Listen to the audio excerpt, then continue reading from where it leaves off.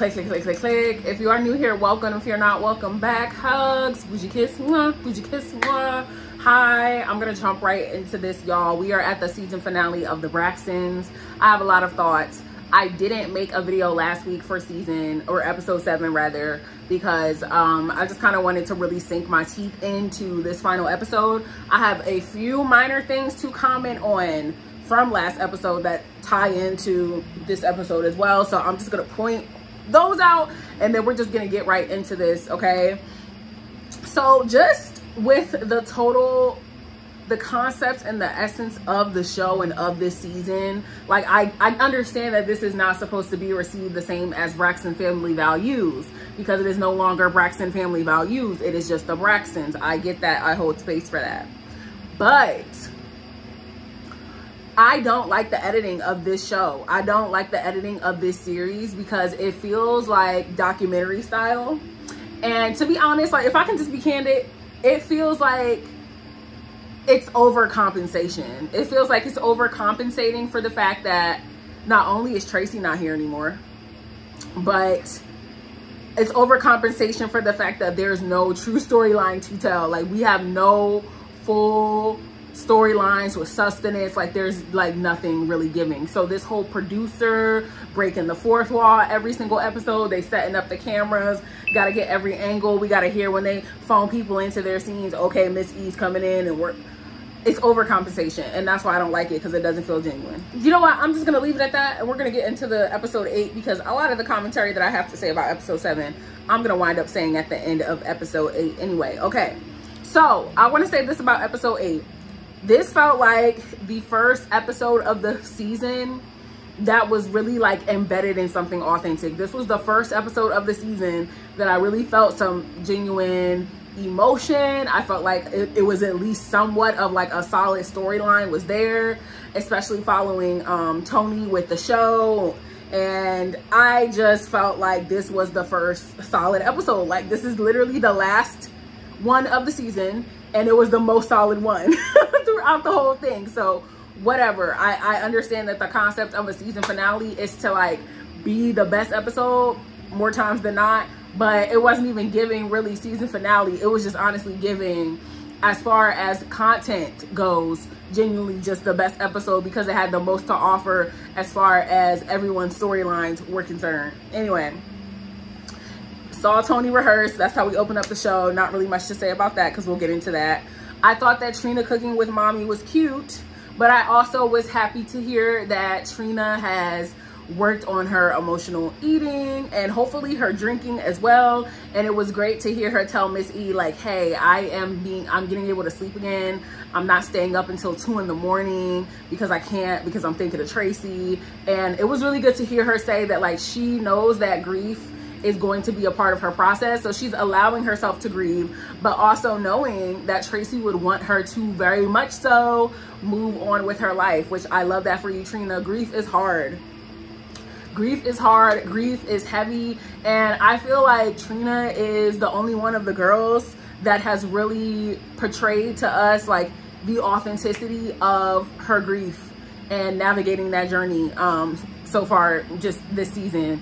Trina came into this whole experience really ready to share her story and her truth, and you can really tell that it's affecting Trina a lot. You can tell that it's affecting her heavily, and my heart is with her, because I don't think that any of us are strangers to grief. It is very hard to deal with and very hard to navigate. And so Trina, I'm glad to hear that you are able to just like give yourself some wiggle room, some breath, some relief, as much as you can, because you are right. Tracy would want you to go on and live and have a full life. You know what I mean?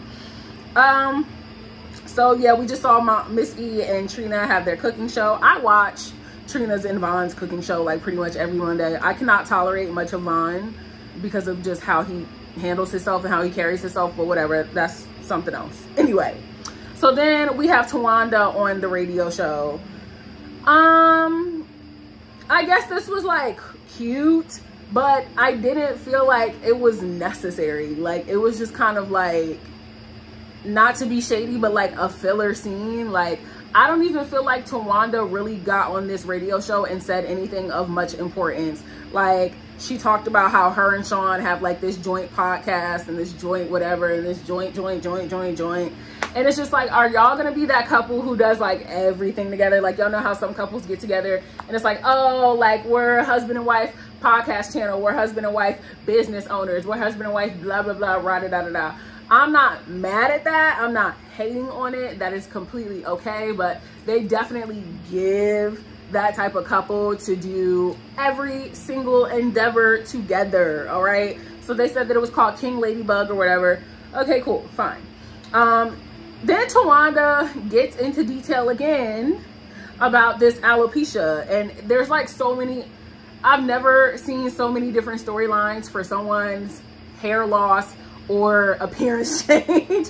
Like, I've just never seen so many stories. So at first it was supposed to be in solidarity with Tracy, and then at one point she was saying that, you know, it was because the alopecia. The thing about it that's confusing is the thing about it that makes it confusing is that at one point in time these storylines were not crossing paths. Like, they were just separate stories, and so now I guess she's bridging them together. So okay, she's saying now it's because she both lost Tracy and is doing it in solidarity in remembrance of her sister, and the other sisters were supposed to do it but they didn't. I'm so damn confused. I just don't even know. And you know, because she has alopecia, which okay. Then she gets into talking about how she has a line coming out for this alopecia, which I kind of wonder what that like entails. Like, she didn't get into detail about it. She just said it's called Alope, which I felt I thought that was kind of like silly in a way, because I'm like, okay, like I just felt like there's better names that it could have been called, but it's not my business. It's not my business. But also, like, she didn't explain like the nature of the product. Like, she said that there's shampoo and conditioner and a hair mask and stuff like that, but like, is it supposed to like soothe the alopecia? What does it like actively do? Is it preventing alopecia? Is it for people who already have alopecia and are looking for some type of relief? Does it aid in hair growth? Like, what does it actually do? What are the key ingredients?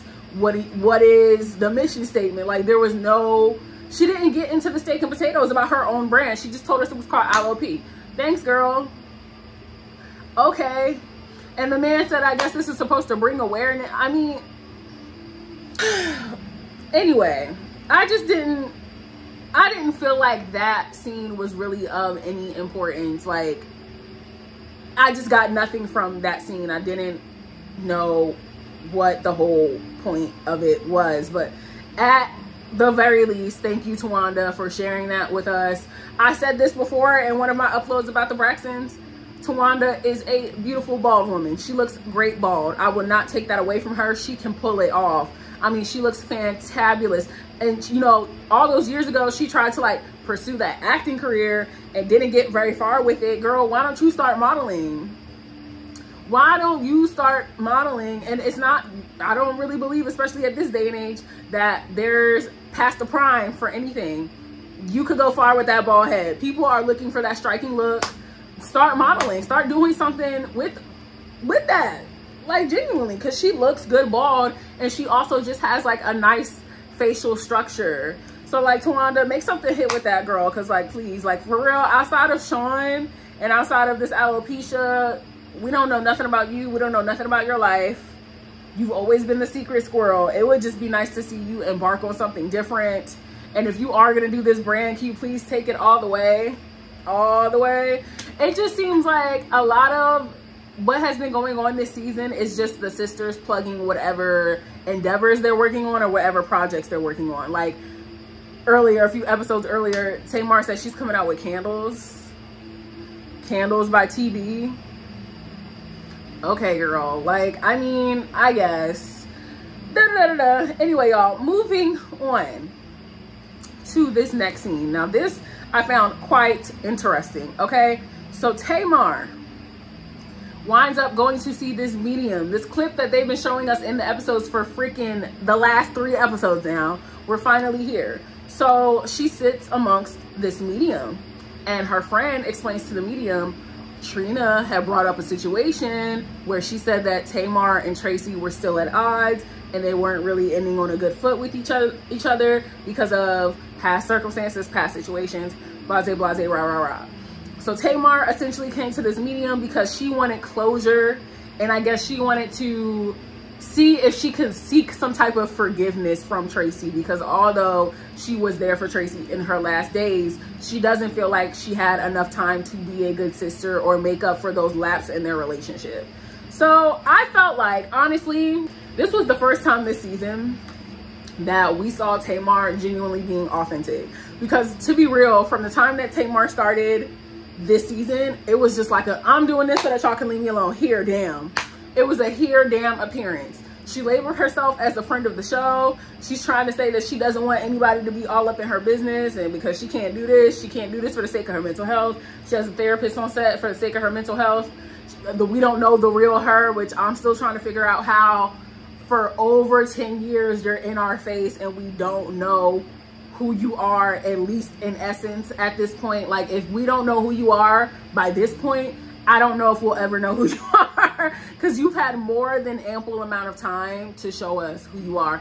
And I also, side note, thought that it was weird in the last episode when she said that she felt like she hasn't been her real self and she hasn't been able to portray her real self because you got a spinoff show from Braxton Family Values. So it's like, you were on your own. You had your own moment away from the ladies, away from the sisters, and you still felt as though you weren't showing the country, you weren't showing America who you really are. You were. I don't know if that's really like us problem at that point, because it's like, it's above us now. It's above us now, because like, you're well into your 40s, inching into your 50s. I don't know who else you could be. I don't know how else you could show up. You're just gonna have to be in evolution, be in active evolution, meaning changing how you're showing up. Okay. Anyway, I'm sorry. I try not to grill Tamar, but she has some tendencies that like really get under my skin. Anyway, all in all, I thought that it was very authentic for her to portray this, because you didn't give us nothing to fucking look at all season. And like, truth be told, Ray Charles could have seen that she felt guilty about how she treated Tracy.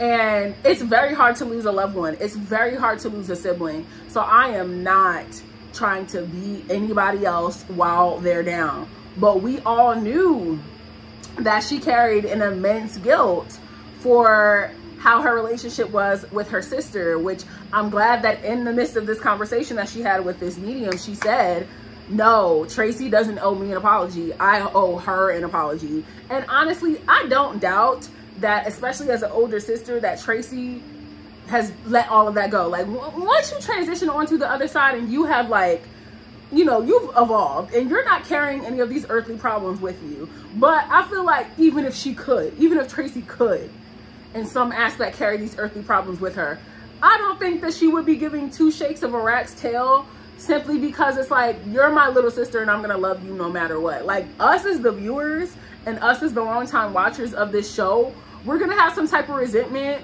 especially if we feel like we can relate to somebody like Tracy. That's why a lot of people liked Tracy, because not only was she just like the most raw one, like she was the most unapologetically her, but a lot of people could watch Tracy's hardships and her feelings of feeling like she was unable to be consistently heard by her family and relate to that. You know what I mean? And so we as viewers are always going to hold a certain perspective, but I do feel as though family and sisterhood should prevail. It should take precedence over all of those circumstances, because all of that is just circumstantial. Like, as much as I get heated, like, I've been looking at Braxton Family Values, like taking a step back in memory lane and watching everything over, and I cannot, like, some scenes I genuinely am like fucking smoke coming out of my ears, because like, wow, Tamar is a triggering, I'm gonna say it, I'm gonna use that word, she's a triggering character, and she always was to me, even as a child. Like, I would watch Tamar as a young girl and get triggered, because I'm like, I'm not even an adult at this point in my life, and I can see how your behavior is very inappropriate and very uncalled for. And she was always like a reverse inspiration for me. But away from all of that, I still know, and like, I think most people can understand that, like, you're gonna love your siblings no matter what. So, like, you know, regardless of how anyone feels about mediums and all that stuff or whatever, I really don't doubt that Tracy loves her baby sister and wants her to feel at peace and doesn't want her carrying a mountain of guilt along with her. But I am not surprised to hear and know that Tamar is sitting on a mountain of guilt. And I don't think it's fair to say, you know what, she should be. But it is what it is. We've seen it. We have seen these sisters go toe to toe. We have seen these dynamics play out right in front of our face. And so, yeah, but it was nice to see her take some accountability. And I would really hope, Tamar, like, here's my thing with Tamar. I would really, really, really, really hope on everything that if Tracy was still with us today, that you would be this better woman, this better person that you're talking about being and showing up as. I would hope and pray to God that you would actively be being that woman right now, had Tracy still been on this earth with us. And that's the thing that I don't understand. She's doing this, but it's like, will you actively work on your relationships with the other people around you who are living? It's just a question. It's just a question. I'm hoping and praying for her sake that the answer is yes, because this is cute and everything. But if you're not going to change how you actively show up in your relationships, because wasn't she mad at her sisters a few weeks ago, calling them like the worst people in the world on social media? I guess because they told her about her fucking white boyfriend who's sticking his stuff everywhere. Girl, we're not gonna get into it. I told y'all I can really get knee deep when it comes to Tamar, bro, because like yeah, I mean, regardless of everything, we know that Tracy loved them damn women. That's her family. That is her family. At the end of the day, those is her peoples, okay? So we know and trust and believe that Tracy loves y'all regardless of anything. Now we get to see Toni debut her Vegas residency. Toni Michelle Braxton. Toni Braxton. I said this in my previous upload. My first favorite singer at the tender age of 7. Toni Braxton is the one that set the stage for me to like genuinely fall in love, not even just with music, but singing. Like, Toni Braxton gave me that love for singing. Toni Braxton was like the person that I listened to as a child. And like, from the moment I heard her, I was like, I want to be a singer. I want to sound like that. I want to sing like that, because her voice was just so unique. Never heard a woman sing like that in my life. Never. And like, my world was just changed. I just fell in love with her, and I just, I fell down this rabbit hole. I wanted to be just like her. I wanted to sound just like her. Like, she just, Toni, in my opinion, is such an underrated legend. Like, she's absolutely legend status, period. She has made a name for herself, but she has proven to us why she is the superstar that she is. And honestly, if I was one of her sisters, I would be so immensely proud of her, because Toni, the woman that you are, the show was phenomenal. And I mean, like, you really can see why Toni Braxton is the Toni Braxton. I saw Toni Braxton the first time. It was my first ever concert. My mom got me tickets for my birthday, for my 16th birthday, and I saw her in Atlantic City. It was like one of the episodes they played on Braxton Family Values eons ago. Phenomenal vocalist, phenomenal performer. But this Vegas residency right here, baby, the outfits, the vocals, the performance level, and for her to be diagnosed with lupus and also recently a heart condition, and still be able to put on a show like that, a 90-minute show, and do what she does, and like her work ethic, like, it's just Toni. She's just one of a kind. She's just one of a kind. I need to see her, like, honestly, they need to put Toni in the Rock and Roll Hall of Fame. They need to just give her, I know she's gotten her flowers, but they need to give her more and more and more and more flowers. That woman is a national treasure, okay? She's a national treasure, and just seeing her, chef's kiss. Never get tired of seeing Toni. Never, ever get tired of seeing Toni. Everything about just the stage production, everything on point. When she was standing there and she did Break My Heart, and they had that microphone, And then they had the name on there with like her signature font. Tony, like, please. Oh my God, just the tone. Without you, I just can't go on. Come on, Tony, don't. I love you. Anyway, it just ate down. Just everything. I'm gonna move on. Now, Sean is an opportunist. Like, you know, I feel like he probably very much so really does love Tawanda. But let's just call a spade a spade. He waited for the season, the show, to come back into production to propose to this lady. That's what this was. Was it a beautiful moment? Yes. Was it cute and adorable? Yes. Loved it. Adored it. Cute. Amazing. But he waited for the show to come back into production to be able to have this moment. Because there is no way that you sat down with Mr. Braxton in 2019, 2020 and asked for his blessing, and you're just now standing before us, coincidentally, in the year of our Lord, 2024, and are proposing to Tawanda. Save it. I don't know. Sean just gives like, I don't know, he's just weird to me. He's just weird to me. Like, even when he had came to the photo shoot to give Tawanda some flowers, to me, it was giving, you just want to be seen. Like, Sean, you just did this again because they're filming and you wanted to show up and you wanted to be seen and you wanted to be a part of the scene. Would you have done that if the cameras weren't rolling? I don't know. Maybe you would have flown across country to give Tawanda some damn flowers. All right. But part of me feels like you would have just gave them to her when she got home.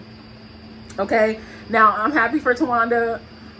Sean he just irks me a little bit. I hope the best for them. I hope they have a long and a fruitful marriage. I hope that it is abundant and blessed. I don't wish nothing bad on them or anybody on this earth.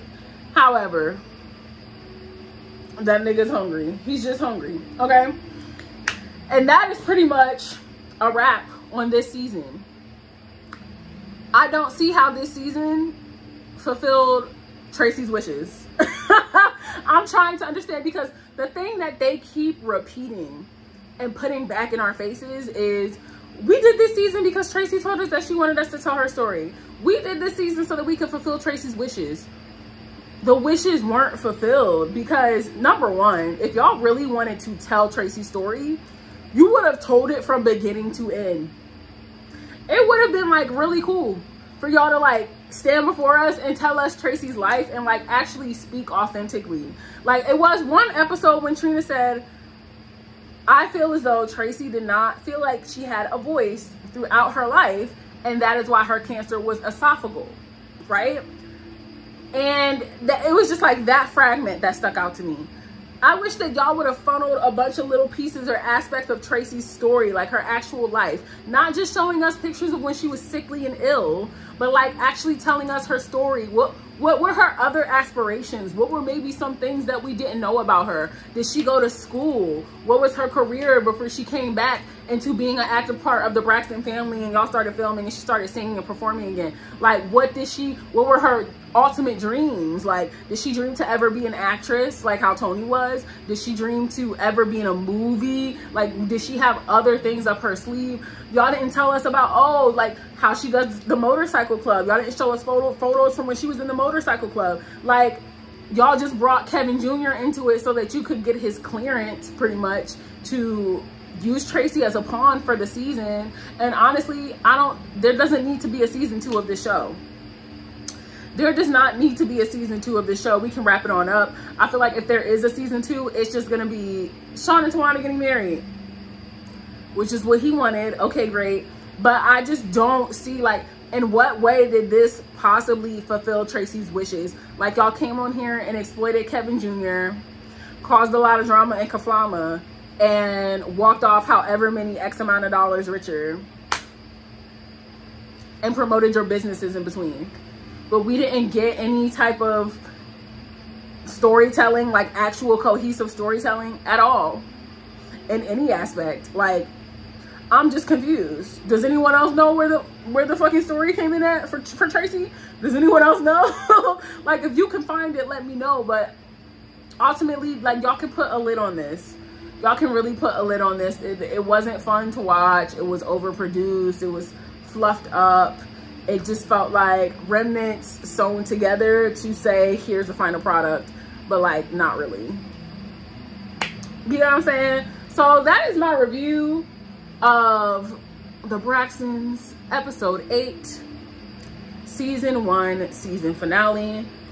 And I am just feeling very underwhelmed. I did not really enjoy this season at all. And I don't think a lot of people did. And I think that says a lot. So we need to wrap this up. If y'all do bring this season back again, or bring this show back again, and for a season 2, the concept has to like really be there. And y'all can't be bringing up Tracy's name every 2 seconds just for the sake of bringing up her name every 2 seconds. Like, genuinely, if you're gonna do the show, do the show. Have a genuine, substantial storyline. And if you're gonna bring up Tracy, tell us her real story, and not this bullshit, cultivated bullshit that y'all done made up and pulled out of y'all asses. And Tracy, Tracy, Tracy, Tracy, Tracy, Tracy, Tracy, Tracy, every 2 seconds. Because it would have been nice to see y'all do that a lot more when she was alive. You know what I'm saying? Anyway, you guys, if there's any other reality TV shows that you guys would like me to review, because I really don't have much to watch right now. Like, I'm waiting currently for Real Housewives to come back so that I can get into that. But if there's something else good on that you would like me to review, let me know, because I'm getting my feet wet with this review thing, and I think I'm pretty good at it, if I do say so myself. But until next time, you know that I love you. Make sure you comment, like, and subscribe. And I love you. I love you. I love you. I love you.